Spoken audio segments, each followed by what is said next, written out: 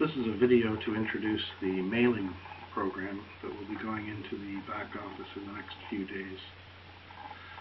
Starting with the main menu, the item by ID is no longer present, and we'll see in a few seconds that that's been incorporated into the query screen. So I'll click Query and we'll have a look right now. And here is the query screen. I say screen because there is only one. You don't need to go through the 3 or 4 steps that you currently have. So you have the query being done on the top part of the screen and the mail being done on the bottom half. And everything to be done is done from this one screen. I'm going to start with a quick query example. So I'm going to select association emails. I'm going to take EAA for the last 5 years. And that's it. I'm going to hit this refresh query button. And what that does is it executes the query. And on the right hand side, it will show you how many contacts match those criteria, and it'll also give you a verbal description of the query. So this will be useful for making sure that you know how many contacts you're likely to send to, and also that you haven't accidentally clicked something incorrect, and that this is exactly what you're expecting to see. Now you probably noticed this ribbon across the top here with associations, countries, etc. This is replacing the current situation where you have a block for each possible query condition. Instead, all of the different conditions will appear in this area depending on which of these buttons we push here. So the default is associations, and that's more or less what you see now for association selection. If I click here, you'll see a list of countries that you can pick from. And domains.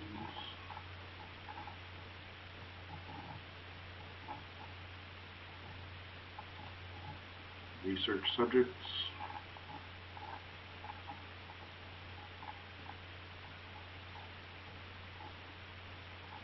Events.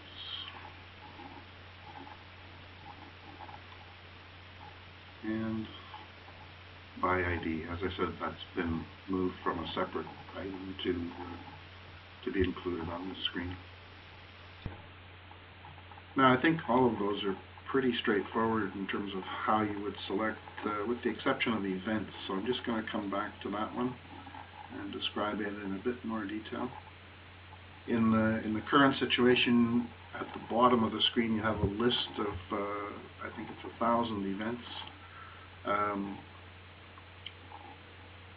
They are all, the same events are here, but within a smaller area, so you can scroll through them. So within this event thing, I have on the left-hand side something for searching for events, and then on the right-hand side, selecting events. So if I just want to select from all of the events, sorry about that, I can do that. I can just click on 4 or 5 events as I see them, and do a new query, and it will update the description to include those 3 events. Okay. But I can also limit the events that are showing on this left-hand side just to make it easier to find specific events. So, for example, if I'm interested only in the annual congresses, then I can flag it there and hit this Get Events button. And what that will do is change the right-hand side so that the only events that show are those that were of annual Congress type, and then it's easier to pick the ones you want. Okay. As before, if you hit the Control key down and click on an item that unselects it if you want. Okay, so in addition to the event type for limiting the events, we can limit by the date of the event, either starting after a certain date or ending before a certain date. And then we also have a search term, which can search for both event numbers and any words that appear in the title. So, for example, if I want to get just event 570, I can do that. Or if I want, for example, all events that have rent in the title, I can do that. And again, the left side is for selecting, for searching for events. And once I have the list of events, I then need to pick the ones that I want to use in the query. Okay.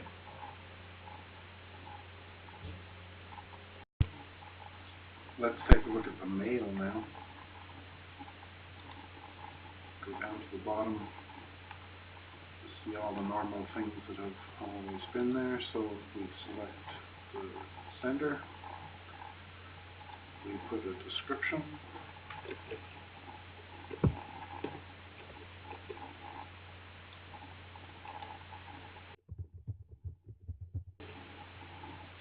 A subject.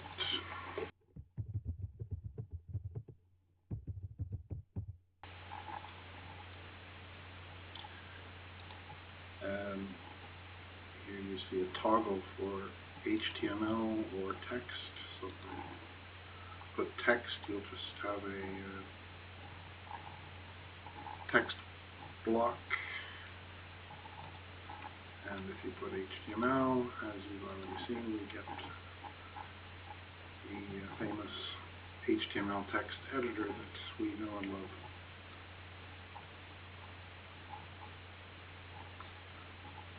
Okay, and as we have already, the inclusion of a logo template. And you can type here.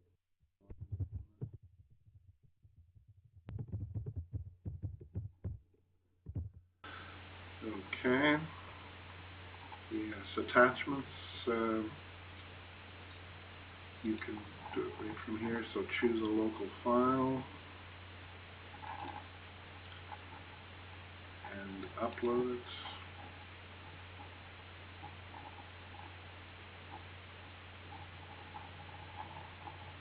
And you'll see that it appears here on top of the text. And I should point out as well a new feature. You can put more than one attachment on a mail if you want now. And if you want to remove the attachment or one of the attachments, you can click the remove link that's opposite it. Okay, and one other new feature, send me a test. So you've done all this setup and you want to make sure that it's looking correct before you send it out. So you can just click that button and it will send a mail to the recipient, the sender. And it will stay here, so you can go and look at your mail. If it's okay, you can come back and send it, otherwise make changes, etc. And the last thing we're going to do is push this send mail button to actually start the mailing. And when we do that, we go immediately to the history detail for this mailing. And as you have now, the subject, description, sender, date, name of any attachment. You can also see the attachment. This second section is new because we're now looking at tracking all of the recipients for all the mail messages. We can give a more detailed status of what's happening with them. So when you first start out, it's telling you the number of recipients, the fact that the mailing has not yet started, and therefore obviously not yet complete, and all 12 recipients are still in the status new.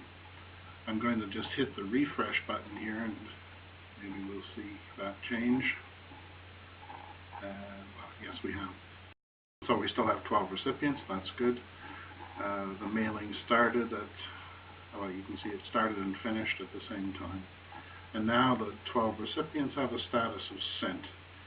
If this were several thousand recipients, you could see that taking time and gradually getting updated until you finally finished sending everything. Okay, the rest, these are the same as you have had in the past. Yes, I'll just, so we can search for recipients, and if we don't put in a search term, it'll show us the complete list.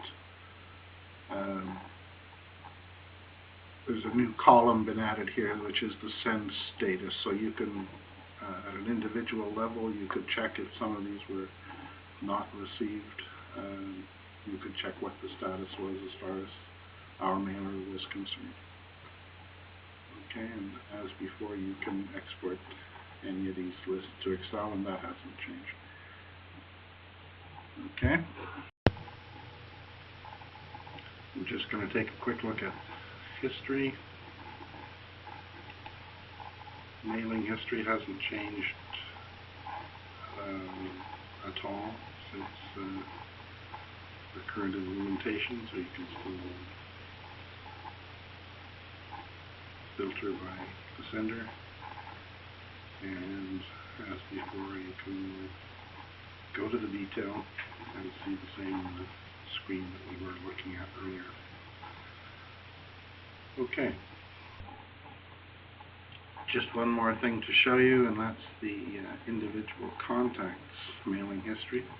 So if I go to the contact screen on the right, on the left hand side, you see mailing history. This link used to say bulk mailing history, and as I'll show you, the reason it's changed is that it's not just bulk mailing history. So we do have the history of the bulk mailings, and you can go to the same detail screen that we just left. But I'll just come down to this membership card, for example, was an example of an individual mail sent from Marion to Ina.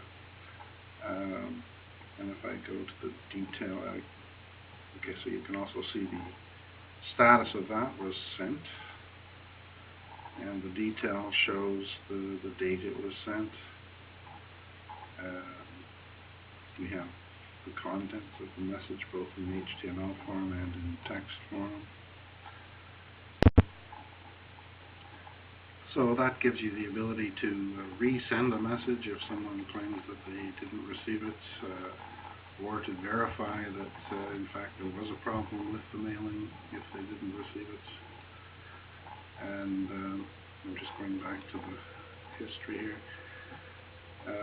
So it's important to notice that what we're looking at here is the history of mails sent to an individual.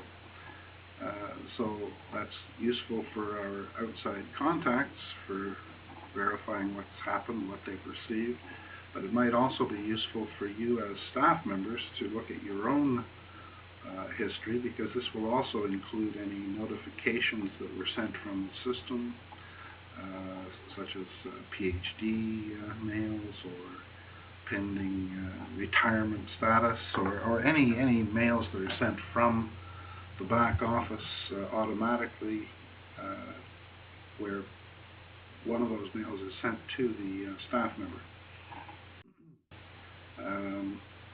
Okay, so that's it.